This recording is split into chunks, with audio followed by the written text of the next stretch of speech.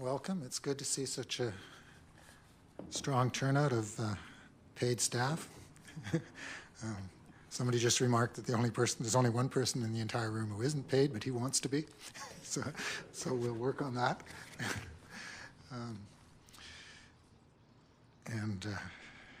I thought maybe you wanted to see council once before it was totally transformed, but we'll see how that goes. Oh, two. Welcome, Alton. So I'd like to call to order the Finance, Culture and Economic Development Committee of Wednesday, August 8th, 2018. It's now just exactly 1 p.m. and we have an agenda that was circulated.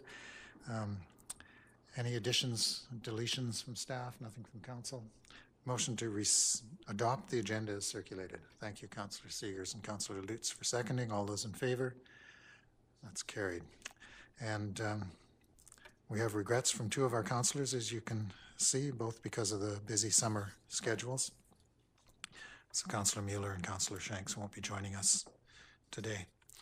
And we moved to item 4.1, which is adoption of the minutes of our last meeting. And this is actually not adoption, but just for receipt. A motion to receive item 4.1. Thank you, Councillor Lutz, Councillor Seegers. Any, all those in favor? It's carried. Any business arising from that people would like to comment that we didn't deal with at council?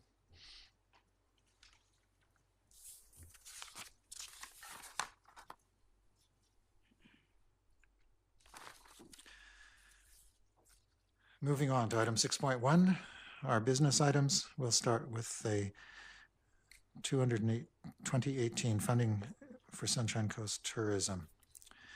Motion to receive the report. Thank you. And we'll look to our Arts, Culture and Communications Coordinator. Most of the titles in the District of Sechelt start with Director of Planning, etc. Something Superintendent of, Foreman of. This is not the Coordinator of Arts, Culture and Communications, but the Arts, Culture and Communications Coordinator, which is why I stumbled on it. So, Siobhan. Thank you. So before you have a report regarding a letter that we received from Sunshine Coast Tourism with a request for 2018 funding. You will note in the report that the District of Sechelt does typically provide funding to Sunshine Coast Tourism on an annual basis. And in the past, funding was provided through the Community Investment Program grants. And in 2016, it was recommended that they be funded instead through economic development. Last year, they presented to council and they were advised that they should put in writing to council a request if they were seeking funding for 2018. But unfortunately, we did not receive a written request for funding while budget discussions were going on. So we have received their request in writing now. They are looking for the same amount that they've been receiving in previous years, which is $12,800. And this is part of an amount that they receive. They receive funding from each of the local municipalities, as well as Powell River City and Regional District. They have not asked for an increase since the organization was founded in 2007.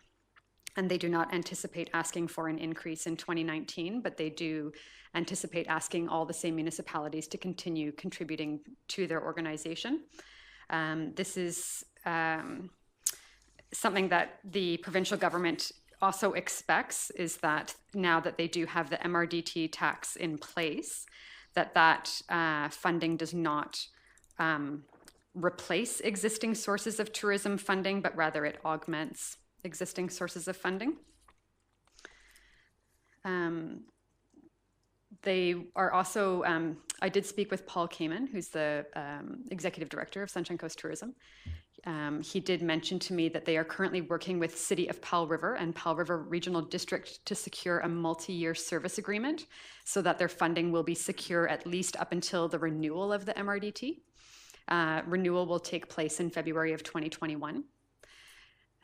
So we can expect to continue receiving requests for funding from this organization at least until that date. it would be helpful for staff to also receive some direction on how council wishes to proceed with any potential funding in 2019 and beyond, so that we're not in a situation like this again, where we're receiving a request quite late in the year, and it's a challenge to find a way to fund this. Thank you very much. I see some questions from councilors, and I'll start with Councillor Inkster. Yeah, thank you. I know that Mr. Cowan, is Cannon or Cowan? I just really quickly look here, came and spoke to us a number of months ago, and I was hoping, with this request, that we would see somebody like that on an annual basis in order to talk to us about this funding piece. And it's mainly in my mind because I like to, as a council, speak to them about our municipal sort of strategic goals in terms of tourism and what we'd like to see as part of the money that we give to them, not necessarily locked up, but just some suggestions as we do. But there would hopefully be part of that a further discussion on the MRDT that's referenced, because I know that when he was here the last time, a couple of us wondered if in fact that funding would lead to the fact that the municipalities would be less likely or would end their contributions over a number of years. So those are the kinds of discussions that it would have been neat to have if that individual was here, is to have those discussions, where they're going, what their continuous plans are, what they see when that falls out. And unfortunately, without them here, we need to make a decision on some funding that didn't come in our regular budgetary process. Okay, I think the individual was here and was trying to answer those questions. Are there any other questions from council? Councillor Seegers? Thank you. Comments? I note that when the Sunshine Coast Tourism applied for MRDT, they applied under the old rules around 2%, so they're getting 2% funding. Will that stay until February of 2021, and then will they be eligible for the 3%? And at what point, I know that in the MRDT rules right now, it says it cannot augment, it has to, cannot replace existing sources of tourism funding. Is that ever going to be addressed? Number of questions. I turned this off. I'm not sure I'm going to be able to answer that because I don't actually have a copy of their agreement with the province. So I don't know for certain if the percentage that they receive is going to change over the duration of their contract with the province. All I do know for certain is that it's up for renewal in February of 2021. And again, the information that I do have, the general information about the MRDT program requirements, makes very clear multiple times throughout the document that this is meant to augment existing sources of funding. They do need to provide budgets, and there's very clearly a line item for local government contribution. So, which says to me that when they are negotiating with the province, they need to state up front what they're anticipating the amount will be that they'll get from local government, and they need to report out on that any changes that might have happened. So I think it would, they would need to speak to that if for some reason the amount they were anticipating getting from municipal government was changing from year to year compared to what they had originally said they would be able to get. But whether or not the province is going to change those rules, I don't know. Unfortunately, I can't answer that. Follow up? Yeah, follow up. I guess I'd like to know what the rationale is behind that, given that, we actually increased our support for them over the years because they didn't qualify for the MRDT. And now we're basically locked into that amount because we were supporting them when they were unsuccessful. Yeah, it might be something we need to take up with the province. Yes, thank you. Yeah, I think that's a good idea then. And Councillor Lutz, then I have a couple of questions, then we'll try and get a resolution or some direction. Somewhere in my memory, that amount that we do yearly, that the RD and the other parts of our community in Pell River is used and augmented from Tourism BC over and above the MR monies. And I think that that's part of the reason why we have to keep it separate. Can we clarify that with the tourism group? Just for clarity, so you would like to know whether or not the portion that we provide somehow impacts the portion that provincial bodies offer, like other than the MRDT provincial tourism funding? Okay, yeah, I can ask because I don't have that information, but I can clarify that.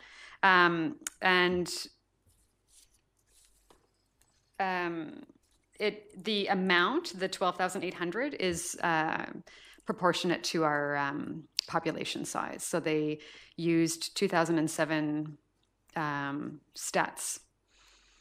That's when Sunshine Coast Tourism was founded, and they've kept it the same ever since. But Councillor Seegers remembers us increasing our contribution. So are you telling us it's stayed the same for the last 10 years? I did not 81,000? I did not go back that far. The information I received from the executive director was that it has been consistent over those years.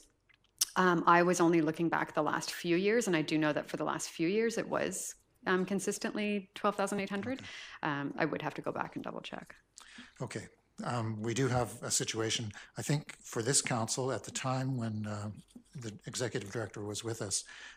We know it has to be funded by local government. That was never really the question. And we know that it may have an impact on provincial contributions, though I think that's also changed with the restructuring of Discovery BC in the last 2 years. So I think that's also changed. So, but we can find that out. But we do have to fund it. The question for this council and this committee had been, should it be funded through SCREDO if it's an important economic development project? That's, and we actually had that discussion at this committee, that if we're funding all of our economic development activities through SCREDO, and this is an important element in that economic initiative, then that's where the funds would flow. It would still be local government funding, but it would flow through SCREDO. And if SCREDO didn't think it was important, then the funding would shift or change or be realigned. However, all of the other local governments have continued with their individualized portions, so I think we are going to have to do that as well this year. I noticed last year we said that it was a one-time allocation.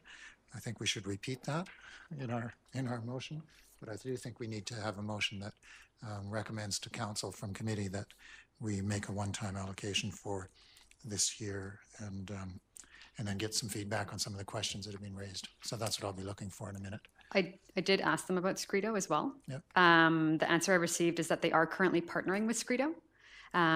They are working on a 10-year Sunshine Coast destination development strategy. So SCREDO has agreed that they do want to have something like that in place, and that they will work with Sunshine Coast Tourism on that. Well, the question is whether they're double dipping or not, or whether that's going to replace the amount they get from the local government. So SCREDO is a local government agency. So they want to think through what that partnering is and whether they're partnering with local governments or they think it's still separate. So that's all we're going to have to work on. Councillor Inkster. Yeah, I mean, I'll move that the request, unless you, as you indicated, want it to happen in a minute, but I'll move it now to put it on the table because I just had a couple of questions. That a one-time allocation of up to 12,500 or 800? 800 is what they're asking for. To Sunshine Coast Tourism from the 2018 budget be approved. Seconded? And that's okay, it's seconded. Any further discussion of the motion? You're okay? Well, we have to do it, as you said, but I have a couple of questions after we vote on it, if you want. Is it questions about that it won't influence the vote? No, Probably because not. I think we have to do it. Yeah. Okay. All those in favor? That's the direction you need. And before we leave this topic, Councillor Inkster. Yeah, it would be interesting to, I mean, I guess I have to glance back at the SCREDO terms of reference to determine where they are on this particular issue, and if in fact, once we fund these organizations, we expect them to do flow-through funding for these other organizations, or whether they're clearly an economic development body. But on this issue, and this is why I always like to see these individuals from these organizations come and speak to us maybe once a year when they get funding from us, is to once again talk about our shoulder seasons and the wide-ranging tourism benefits of 8 to 10 month tourism. I think it's very difficult in December and January, but that would be great as well. But just to start talking about that and do that, because I think that anybody that knows that lives here right now, our ferries are full. And until they add those new ferries and expand Horseshoe Bay as they planned, I think some days they just can't seem to get anybody else up here other than the late night sailing thing that they're trying to encourage with their reduced fares, because I think they're being smart about it. But try to go and jump on a ferry from here at Langdale to leave the coast. I think somebody's complaining they went an hour early today and they couldn't get on the 8-something ferry.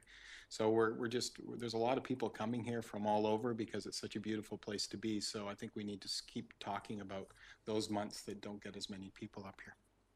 Okay, thank you. Thank you for those comments.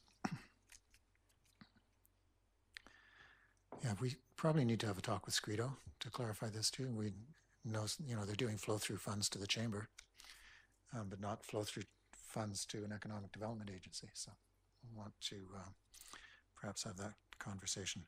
Item 6.2, property tax update. Motion to receive. Thank you, Councillor Seegers, and Councillor Wright was seconding that. All those in favor? It's carried, and we'll. Sitting over at the media table is Manager of Financial Services, Ben Curry. Thank you, Chairman. They seem to find a spot for me over here. Yeah, that's not good of them. I think we did. A few notables from my report. In reference to the first table, the total property tax by class.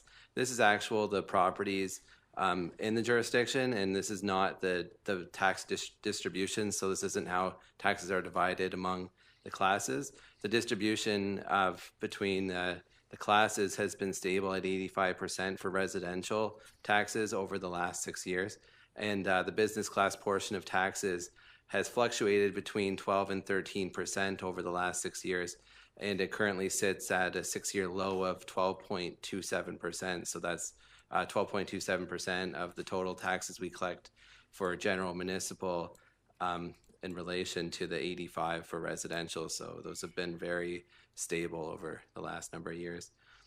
The total outstanding taxes are trending upward. The current taxes owed are approximately $240,000 higher compared to last year. The number of completed homeowner grants online is trending upward. This is a sign that more people are trusting the online world, and this alleviates the lineups in our office upstairs. And last, as of today, we currently have 32 delinquent properties heading for tax sale. Staff work really hard to ensure that this list is down to 0 by the time the tax sale comes along. This is the last Monday of September. We have to collect all of the 3rd year of taxes owing. So we do a lot of work with the banks, the homeowners first, with providing a lot of notice and education on the importance and what happens with the tax sale. Not having the tax sale actually eliminates a lot of administration work, because there's a lot of legal processes to follow once you complete the tax sale. So it's worth putting the effort to eliminate the list at this time versus waiting, letting the properties go through, and then going through the complete process. So any other questions with regards to my report, I'd be happy to answer any. Thank you for that report. Any questions? Councillor Seegers? Thank you. On page 12, underneath the homeowner grants claimed, you have a line there. It says estimated that further 300 to 400 homeowner grants could be claimed, and there are approximately 1,000 to 1,446 secondary investment homes in the district. Once we're at a number where we've claimed or had the majority of the people pay their taxes, I'd like to have that number. I think that would be informative for all of council and the community to know how many investment properties we have in the district. Because right now we're looking at 17.4 to 25%, depending on how many actually come in as homeowner occupied. Sure, we can provide that. We could possibly include it with the annual report, even if you wanted to see it as a statistic there. Yeah, but an update in September would be an interesting note if it's 20% and some sense of what other communities that are similar are. Councillor Inkster. Yeah, thanks. I just wanted to say, in looking at the report on pages 2 to 4 that were given, just to say to Ben that it's Mr. Curry, that it's a good looking report, and easy to use and easy to look at, I should be more clear in saying. And it answers a lot of questions that we may have and gives us a lot of data. Looks like a new formatting system, new report system you're using. I've not seen this before, but maybe it's the same. No, it's just Excel. It's just Okay, making it look okay. pretty. Okay, cool. Good. It's always good, Mr. Chair, because the public probably can read these much easier as well. So, yeah. Yeah, color differentiation makes a big difference to councillors. And my one question I had was, I assume that the slight decrease in overall tax contribution from the business commercial sector would be because residential market values increased faster than commercial if we kept everything else the same. Was that a reasonable assumption, that it would have more to do with market? Part of the equation for sure. Because the number of businesses hasn't declined. In fact, it's gone up slightly. And the number of properties is, as you say, more or less stable. Perhaps the residential property is creeping up. And we have a population of about 2 people per household. A little under.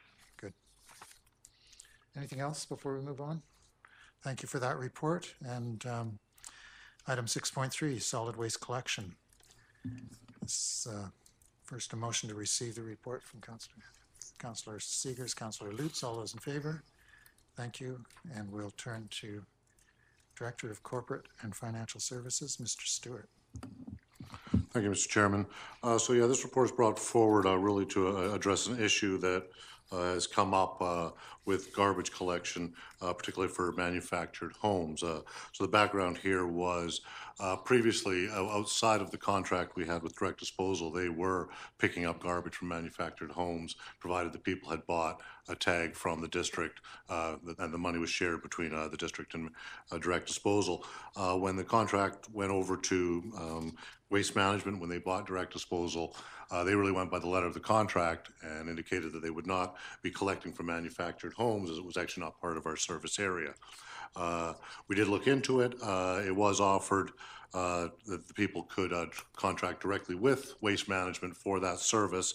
It would have cost them approximately $307 a year to have done that. Instead, we negotiated with Canadian Waste Management and just added those areas to our service areas. So they now receive weekly garbage pickup like everyone else in the district. And of course, they got the subsequent charge for that, half the year being $108 for this year. It would be $216 on an annual basis. But unfortunately, that ended up creating some payment issues for certain people in those properties. Primarily, I think the assumption might have been that these people had unused homeowner grants as a result of the value of their properties. But unfortunately, you can't use homeowner grants to pay off utility fees. So even though they had unused homeowner grant available to them, they were not able to access those funds. So unfortunately, it was a bill that was added to their tax notice and became payable. Looking at the numbers for the year,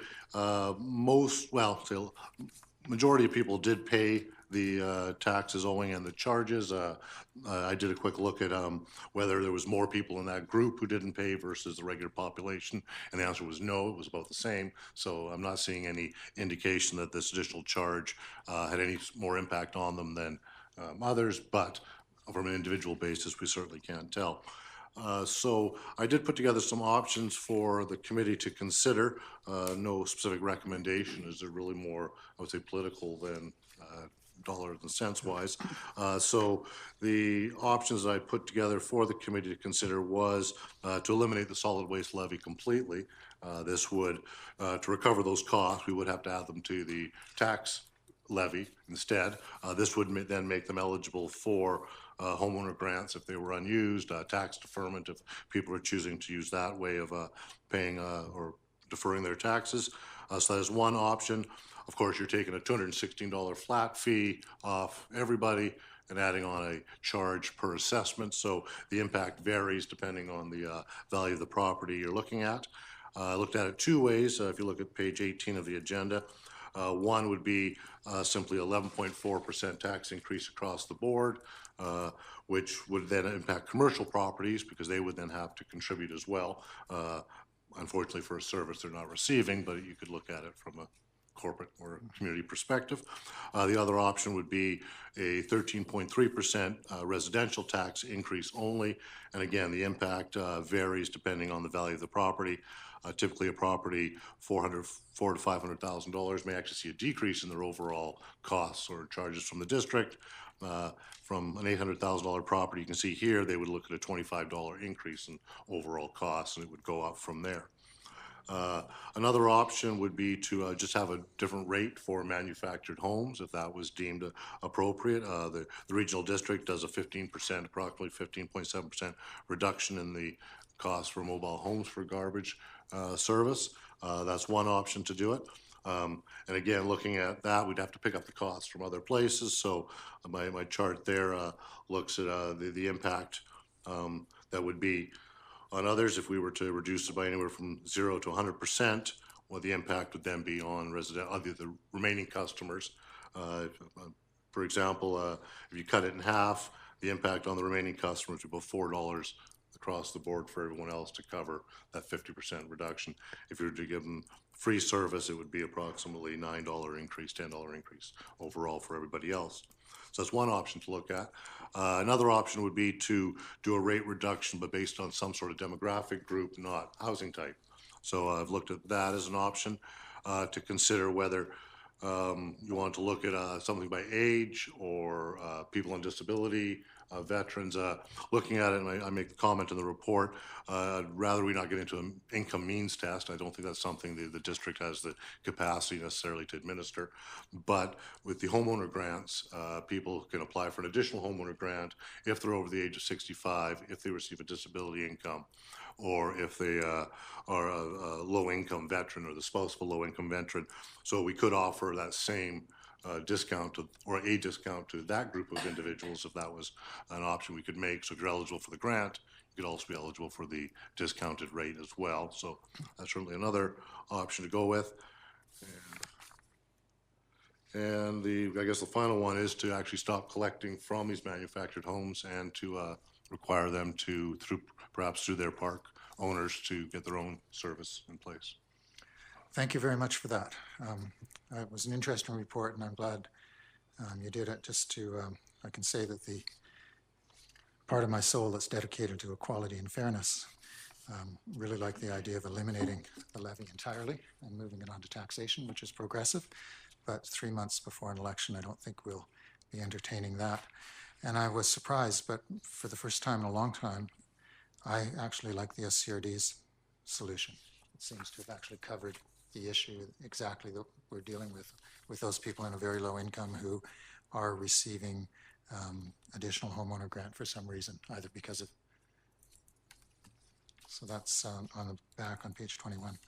However, let's open it up for other conversations and questions about the report. Councillor Inkster. Yeah, I think as we approach this issue, I think we should do it carefully to see what will work in the consideration that a lot of this is considered affordable housing by many in the community. So we should have a good discussion. I don't know how much time that will take or how much time we need, but I would ask as part of that, do we know yet from our staff what Recycle BC will be committing to the District of Sechelt, and i.e. would that cover our recycling program, which I've always hoped it would, and then would it allow us to then, in a sense, subsidize more of this recycling program that we need to do within the manufactured home base? And I guess that's a question through you to staff going forward on that, but I think that I've always thought that the Recycle BC amount that they're agreeing to give us in the next few months, I hope, will cover some of those costs that we've been requiring our citizens to cover. I'll see if staff can answer, but it really seems to be a question that's not about the garbage fees, but about the overall, something that will take place in another committee when we're actually talking about recycling and how it'll go forward. But do you have any early indications of what Councillor Inkster is interested in? Certainly from looking at it, it looks like the fees from Recycle BC will cover a lot or majority of the expenses for the recycling program itself, including the processing costs. What we had looked at in the prior reports to the Public Works Committee and I think to Council was that by adding the organics program and a Recycle BC at the same time, there would be a small increase overall, but it would not be the impact. So in fact, the Recycle BC is anticipated to cover the cost of the district-wide organic program or portions of it as well. It doesn't really help, unfortunately, in this situation. Okay, anything else on the way to deal with the potential or not of a fee reduction for low-income people who are hit with a very significant increase in their dues and charges owed to the district? Councillor Seegers. Thank you. So this year we've already set our tax rate. We've already set out our bills. So anything that we do now would not impact this year's collection. Is that correct? Not necessarily. Thought we could approach this in two ways. One is the overall discussion for 2019 and beyond, and then certainly what you wanted to do with the billing for this year. You could retroactively refund those funds, or to mimic what you're planning to do next year, or find some way to catch up for this year if that was the option. But it would have to be a separate decision. But if we did that, where would we get the funds to actually cover the costs that we are incurring? That would have to come from at this point, the budgeted surplus that we have. It would be at a cost to the budget. The impact would be about $21,000 overall if you were to refund all the money completely. There was only 32. There was only 32 people that you thought would be eligible, so where would 21,000 come from? Well, I'm going to say if you just reverse the entire $108 charge across the board. Oh, I'm not saying you would, but that would be the maximum. okay, the maximum if we in fact reverse the charges for all mobile home parks. Correct. And I think the intent at the very beginning was we realized that the new charges to mobile home parks adversely affected a very small number of people who were on subsidized income of some sort and in homes, that they own their own homes, so they weren't renting. If I could just add to help with the dollar side of it, was the information that we looked at over the weekend, was that looking at the number of people, and it's hard to get them to gauge, but the number of residents who were unable to claim the entire additional homeowner grant, basically looked at those from anyone who claimed something more than 770 but didn't claim the entire 1,045. So on the assumption that those people just had room that they couldn't use. As a result of that, there was 35 residents that fell into that group, and the total forfeit amount was about $4,400. So that could be an extreme amount if you want to look at it that way. But not necessarily all those people would necessarily be mobile home parks. No, they wouldn't all be eligible. No. Councillor Wright. Thank you, Your Worship.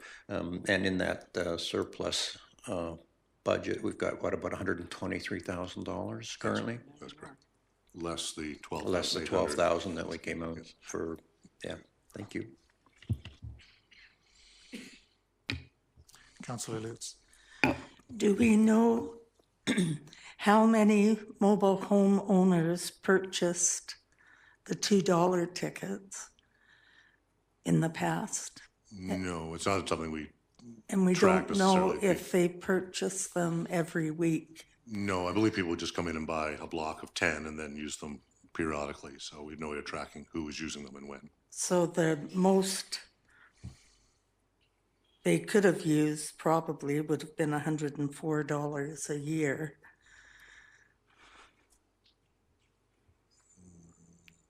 And that figure, the closest, would be a 50% rate reduction I think it'd be more like to bring 200. it down to 108. I think it'd be more like 208. It'd be $4 once a week. It would be $200. Ah, sorry. I thought it was $2.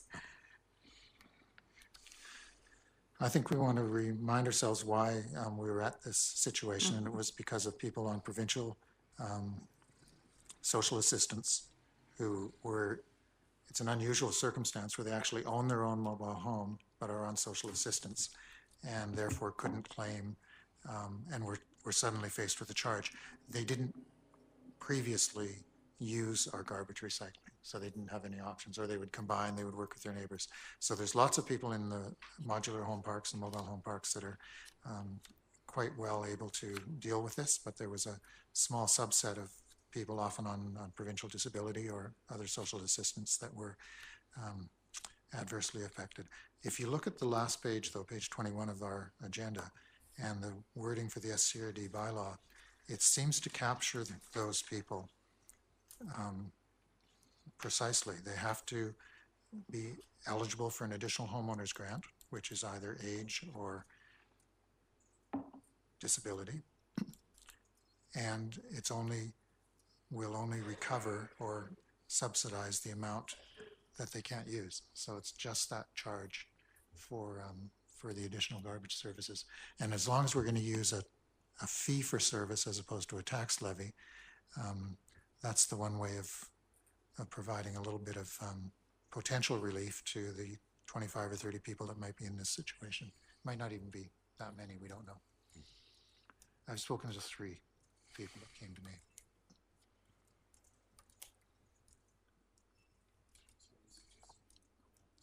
I think it's the best road to go because it gives them an opportunity to self-identify, and it's easy. It's not a means test, but they actually have documentation that show that they're in this category, and they get their tax bill. So it's sort of then when somebody who's subsiding on less than $1,100 a month in their provincial disability gets hit with a $235 charge, they can at least come and say, we can say something other than, I don't know what I can do, which is what I've been saying now.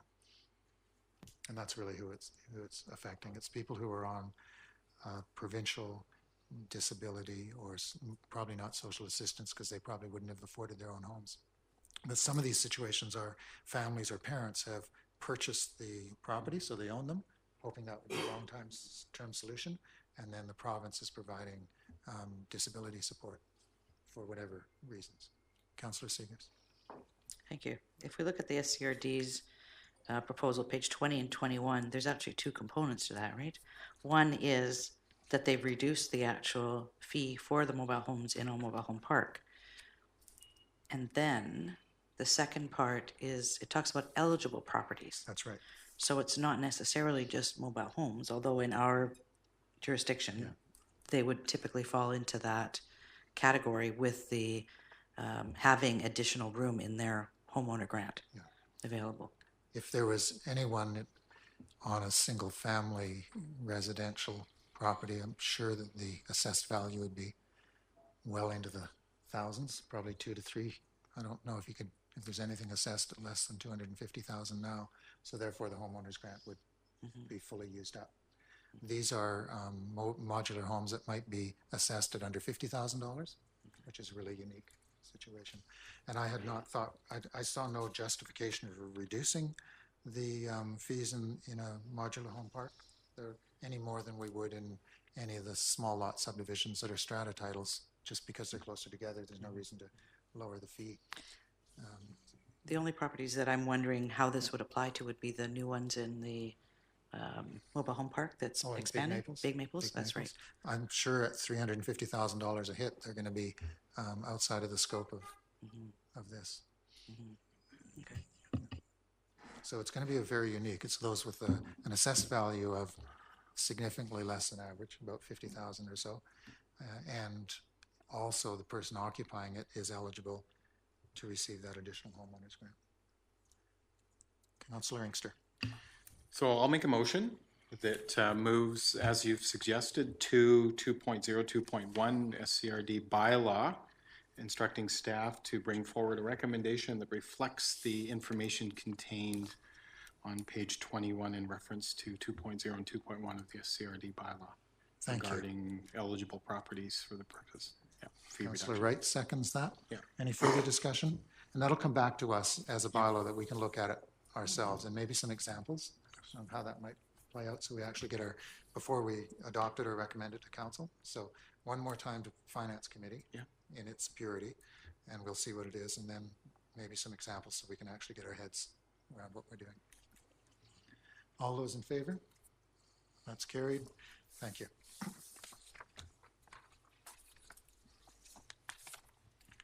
And moving on to 6.4, the final item on our agenda, which is a second quarter update.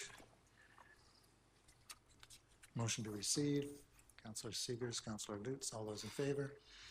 And I see one microphone on. Are you not quite? Okay.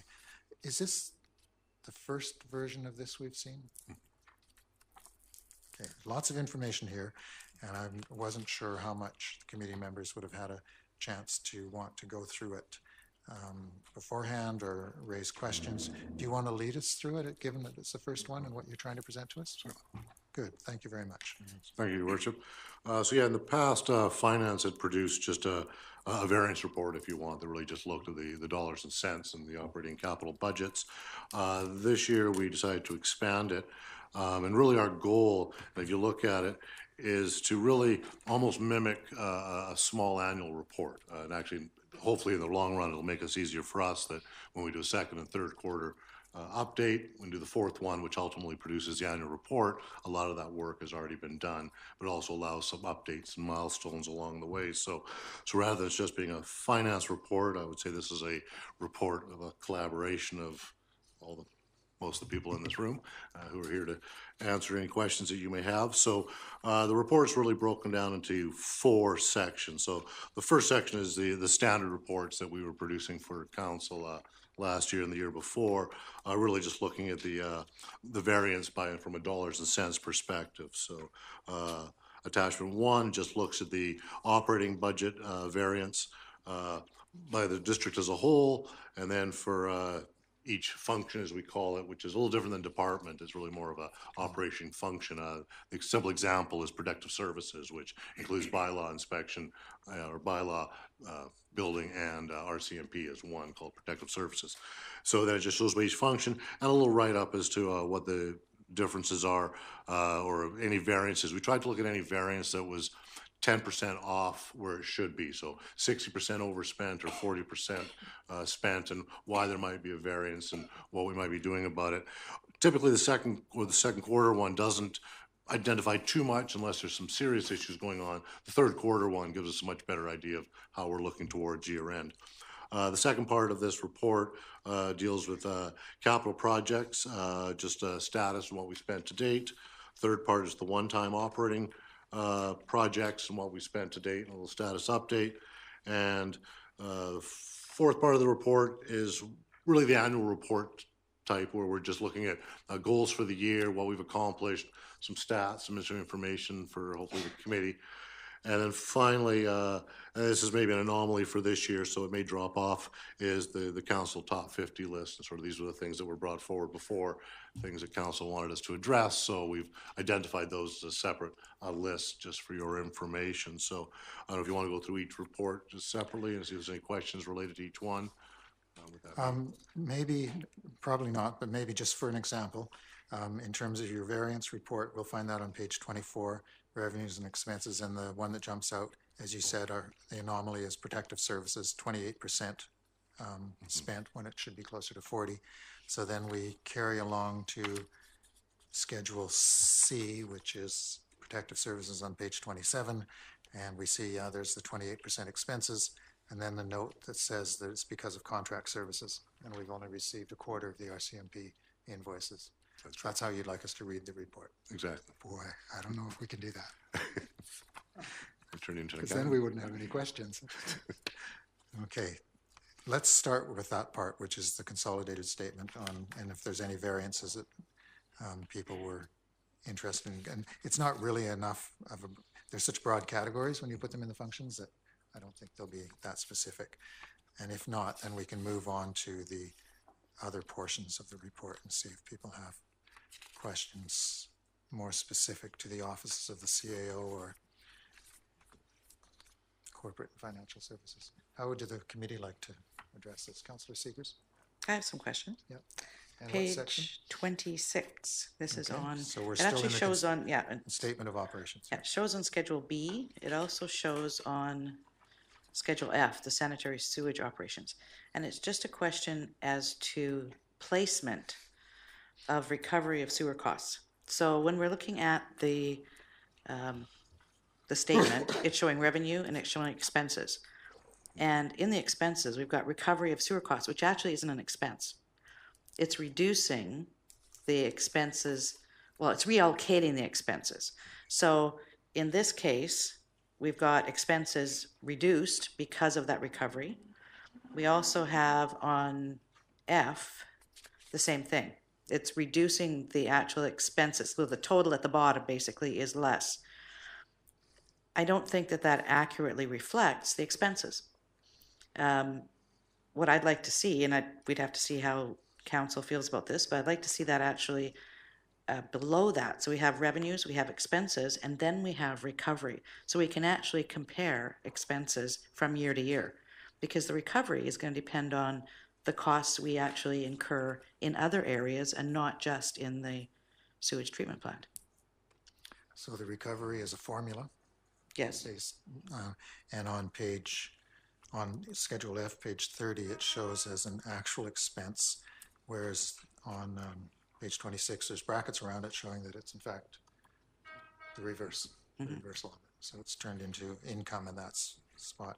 But because it's a formula, you're saying it doesn't actually track the expenses the same way. That's right. And from year to year, we're looking at what are our expenses with that building. And that's certainly another issue that's been both in the paper and at other committees, where they're Yes. trying to get a grasp of what the actual expenses are. Any comments on that from the financial and accounting point of view? No, we could certainly put it below as a separate section.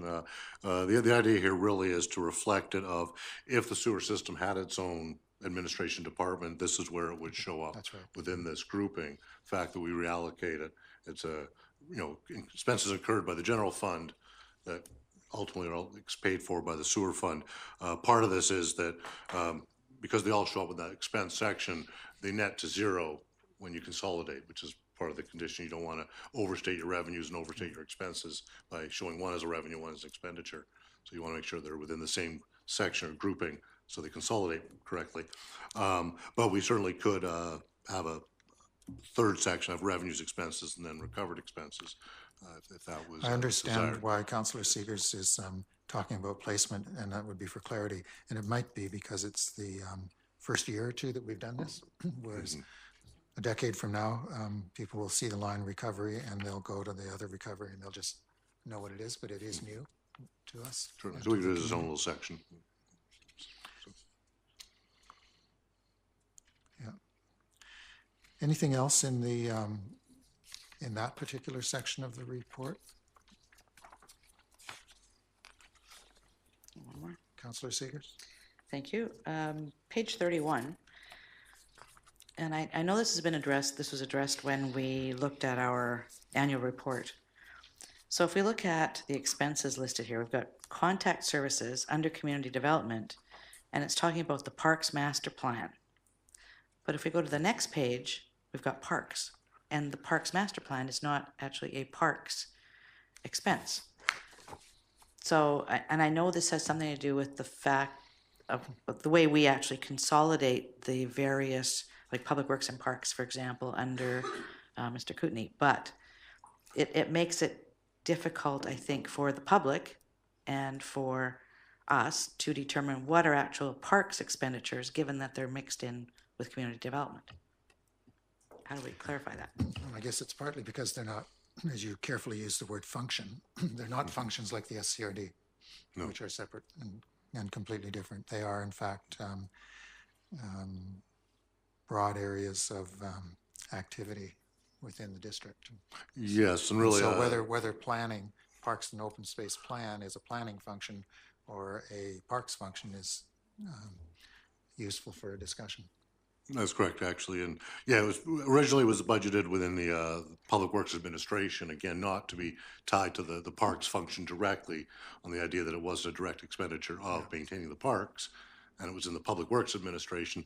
It was really more an accounting error, really, to that, and that's what the comment here, where the budget's not here, is planning took over the management of this plan, so ultimately they were incurring the expenditures, and it was being charged to the planning department, primarily because of the staff who were assigned to do the work.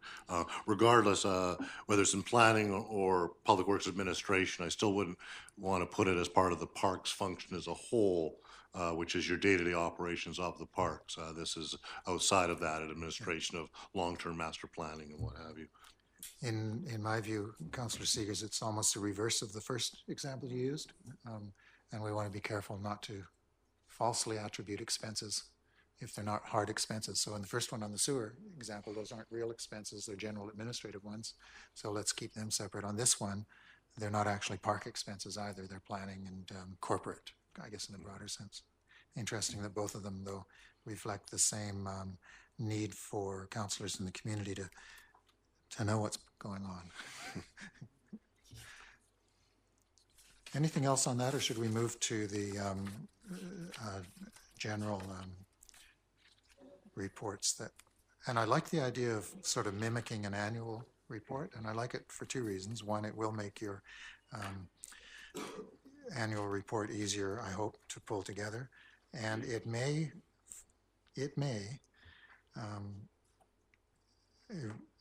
eliminate or deal with what has become my pet peeve in the last 3 months, which is the inconsistency of information. You know that I've been going through the last 4 annual reports to try and get a summary of what we've done, and I've got all sorts of these numbers on what we've done and what we haven't done. And then just yesterday, I got another email with a different number again, for example, the number of business licenses in 2017. So one in 2017 annual report, another one in an email. And you think that kind of stuff especially could be black and white, could just be black and white and fixed. So this might really help, because you've got all these things already in here. Attendance at district events, page visits, bounce rates. So, but I'm hoping that's been my pet peeve in the last 2 months. The fact that the numbers keep sliding.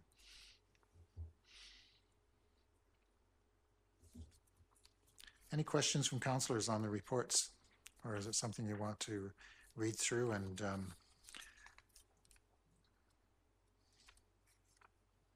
come back to later, or just send emails in if there's particular issues?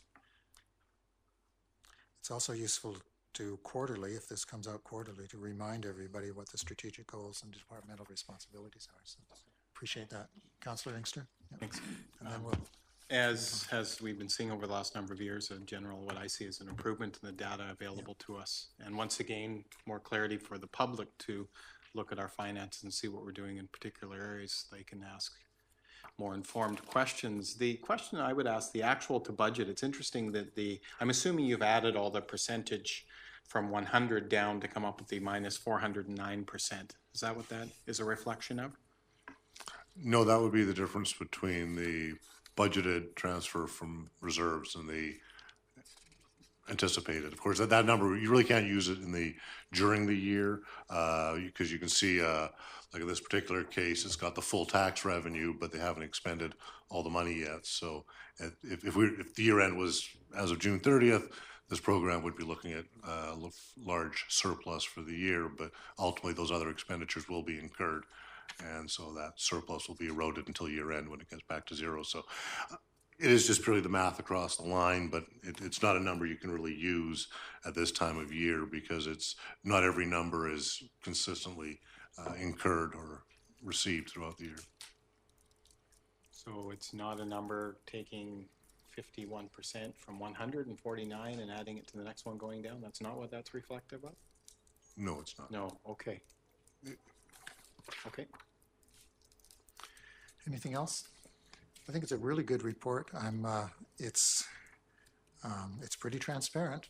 You can't, if 3 months before an election, if you wanted to know what hasn't happened as opposed to what has happened, pages 66 through to 70 give a pretty direct list, and I have to commend you for doing that. We'll claim that it's really good to be transparent, and we'll take the hits for what hasn't been accomplished along the way. But, you know, just reading through that reminds us of issues that some of them were with us in 2014, December. They're still there. So thanks for the transparency. Mm-hmm. Gives me an opportunity to practice compassion. Councillor Seegers. Thank you. Bottom of page 36. Public Works and Parks Building. So it says on hold. I understand what happened with that. What is staff doing to move this one forward? The managers of Public Works and Parks are in the process of looking at the facility and going from room to room and area to area to determine exactly what functions will take place in those areas. We're going to be looking at 4 seasons, of course, because that changes per season, per what is happening in the room. Then we're going to do an assessment. Is that structure really utilizing our needs? And can we pare it down a bit? And that'll be coming forward. So a core assessment, basically, of the entire facility. That's correct, sir. Councillor Wright. Oh, thank you, Your Worship. So are we going to see exactly the same building come back, pared down? Is that where we're heading? I'm not sure at this time what we're going to come out with. We're, like I say, we're just looking at activities to see is there a area that we can maybe downsize somehow. But again, getting a good assessment of really what we're using that structure for. So they're starting with the needs assessment that we might have wanted in 2015, but people weren't here to do that. So they're starting right there with scratch, and they're going to build it up. And whether it's the same building or a different one will be determined, and with very strong evidence. I guess I'll wait and see what comes forward. How's the process in terms of timing?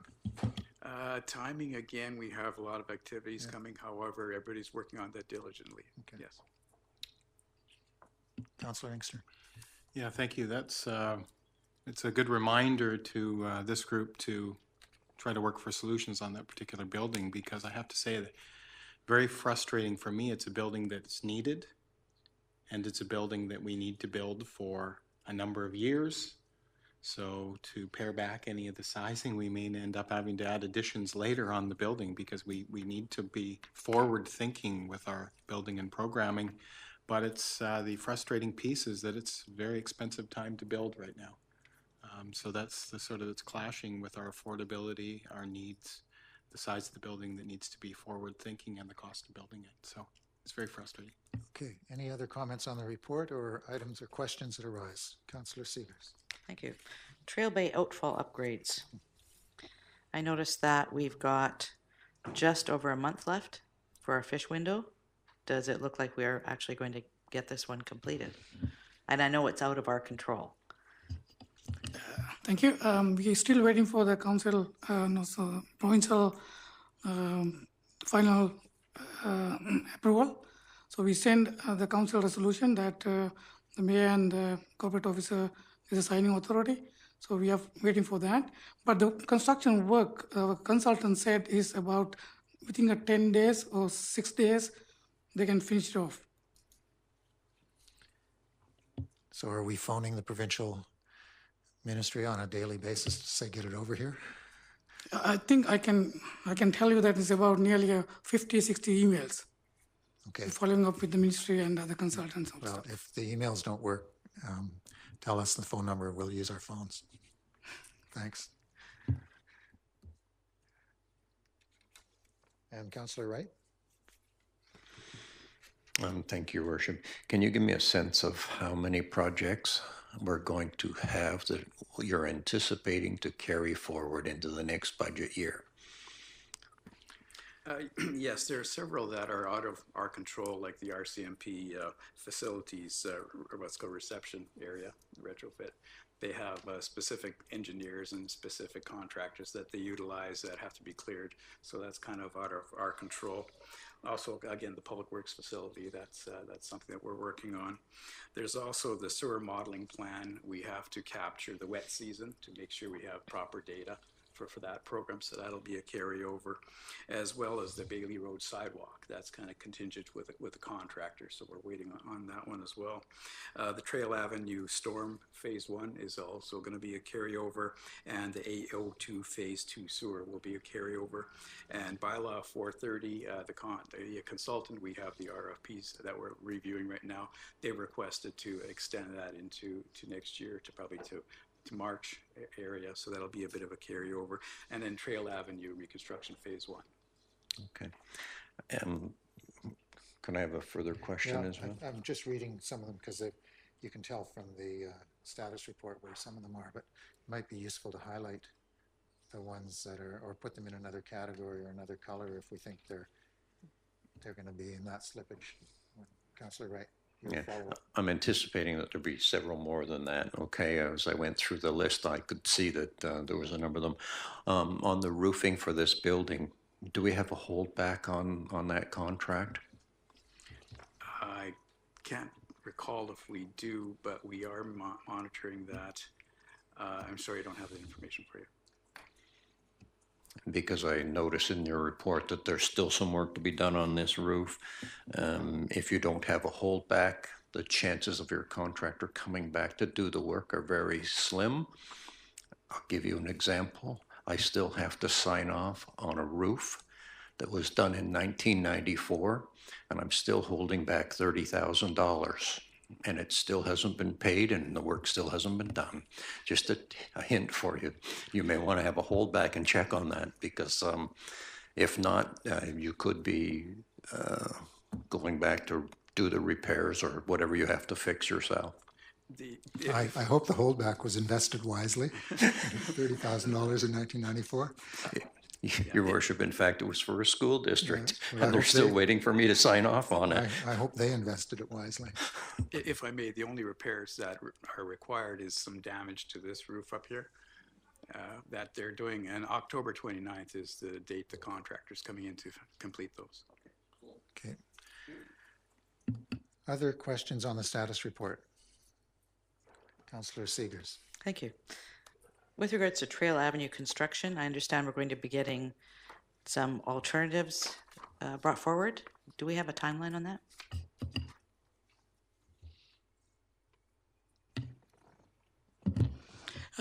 Yes, we are currently working with the consultant for different options to cut down the cost and then the options. It will bring to the council back and get the council approval. It's take a couple of weeks to finalize the options and what scope of work going to be reduced from the original design.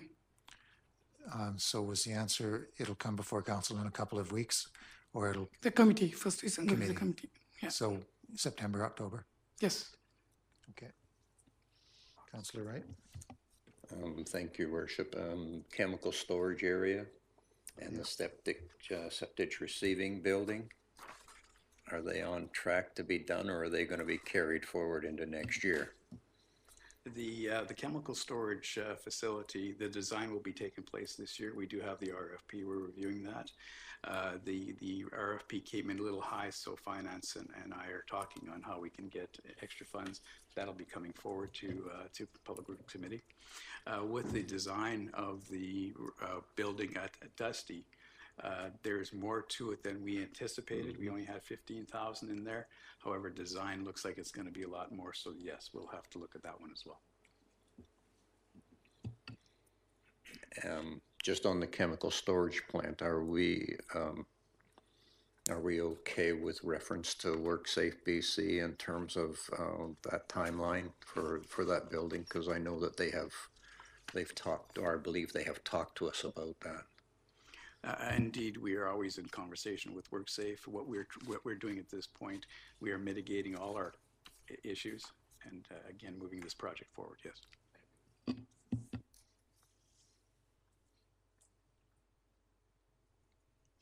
It's called accountability and transparency. This time it's for staff, next time it's for us. Okay. Anything else? It's a big report. I really appreciate getting it. We've been asking for reports in various forms since we arrived, and I'm glad to see that over that 3 or 4 year period they've been gradually improving, and as Councillor Inkster notes, easier to read, easier to follow, and more information, because this is essential, absolutely essential in openness. If there are no other questions, and I'll then look for a motion to adjourn. Where? Oh, I thought we'd actually sort of done that. Okay, if that was the accounting sections, then attachment 4 is the office of the CAO.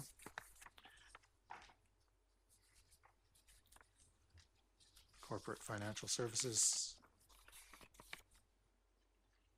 and then planning.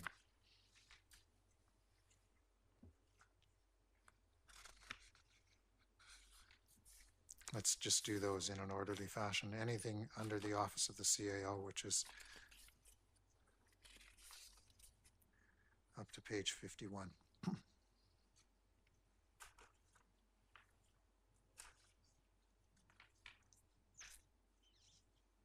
Human Resources Advisor passed the National Knowledge Exam in June. That's good. That's another good reason for these reports. We actually know how people's careers are progressing.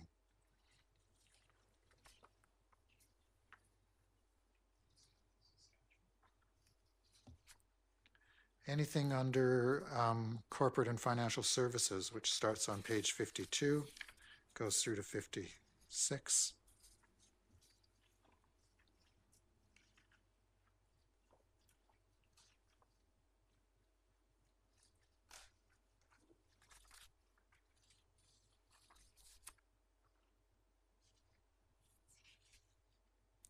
Information technology shows that their average length of time to respond to a service call is 1.08 hours. So will that be the standard for Public Works as well? If IT sets the standards and everyone else reaches it. Okay. I suspect that number isn't even in the engineering and operations. Anything on corporate and financial services? And if not, we'll look then at engineering and operations, which starts at page 57.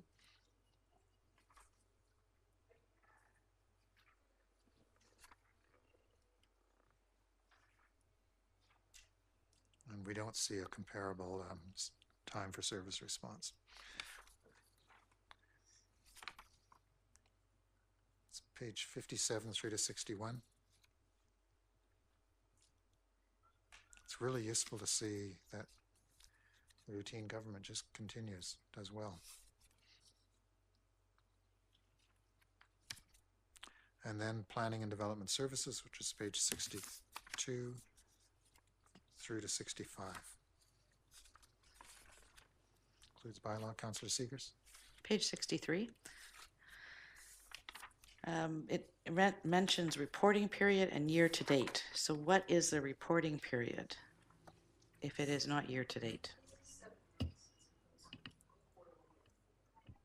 Okay.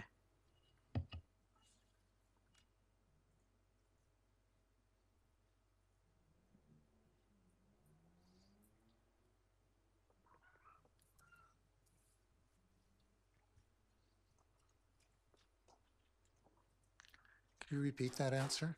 7 months is, the year to date is 7 months, but the reporting period is the quarter. Okay. I think I heard it in the reverse. And then, if no questions on that, we have the outstanding items list, attachment 5. Councillor Lutz. It's something missing, not something in the report. And it's disappeared off the radar, it looks like, the living wage question.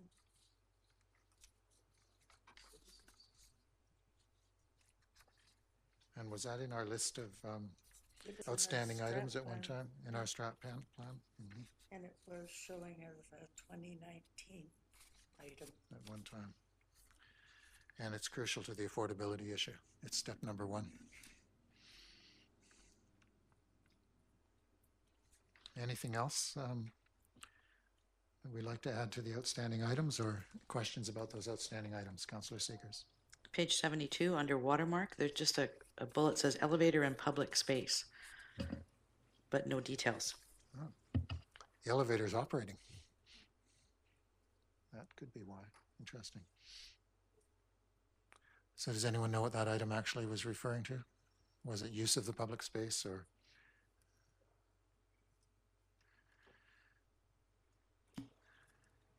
Yes, it was both. One, the elevator agreement had to be sorted out and the elevator functioning, and the other part was the public space. No, both of those were completed.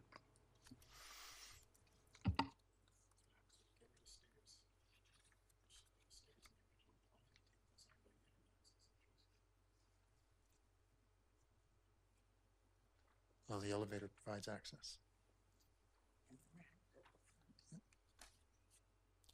Anything else? Then I'll go back to my aborted attempt to get a motion to adjourn. Thank you. Second, all those in favor? That's adjourned. We'll let staff go, but do Alton and Matt have any questions about the proceedings? If not, thank you, everybody. It's a good day. It's 10 after 2.